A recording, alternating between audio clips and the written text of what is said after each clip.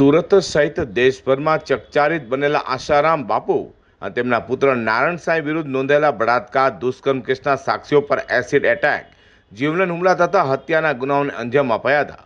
જે ગુનાઓમાં છેલ્લા 10 વર્ષથી નાસ્તા ફરતા એવા હરિયાણા સરકારના 50,000 રૂપિયાના ઇનામી આરોપી મૂળ છત્તીસગઢના રાજનાથ ગાંવ હાલ ઉત્તર પ્રદેશના નોઈડામાં સેક્ટર 53 ખાતે રહેતા તામ્રધ્વજ ઉર્ફે તામરાજ ઉર્ફે રાજ ઉર્ફે સ્ટીફન હરિરામ સાહુને સુરત ક્રાઇમ બ્રાન્ચની ટીમે બાતમીના આધાર ઉત્તર પ્રદેશના નોઈડા ખાતેથી ઝડપી પાડ્યો હતો.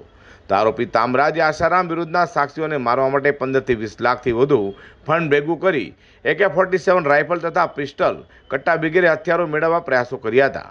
જેમાંથી AK-47 રાઇફલ સિવાયના અન્ય હથિયારો આ ગુનાઓ આચરવા માટે મેળવી તેના દ્વારા હુમલાઓ કરાયા હતા. કારણ કે સુરત પોલીસ કમિશનર વધુ માહિતી આપી હતી.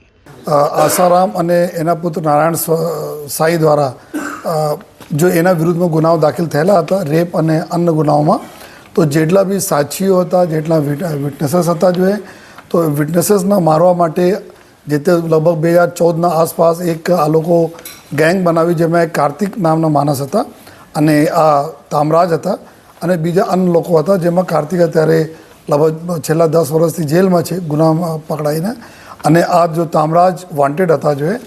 અને એના પૂરે ગેંગ દ્વારા પૂરે દેશભરમાં જેટલા બી સાધકો હતા, જેટલા બી વિટનેસીસ હતા જોઈએ, એને ટાર્ગેટ કરકે મારવાના જોઈએ આ લોકોના પૂરા પ્લાનિંગ કરે અને પછી એક્ઝિક્યુટ કરતા હતા.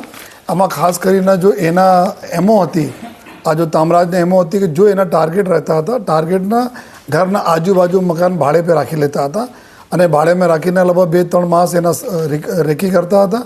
રેકી કરવા પછી જો એના પર ફાયરિંગ કરીને, ચપ્પુ મારીને અથવા એસિડ એટેક કરીને આ ગુનાઓ કરતા હતા. તો એના જો મુખ્યત્વે જો જ્યારે નોઈડા ઉત્તર પ્રદેશથી પકડાયા છે ત્યારે એક ક્રિશ્ચિયન ધર્મ અંગીકાર કરીને ત્યાં નામ ચેન્જ કરીને ત્યાં રહેતા હતા.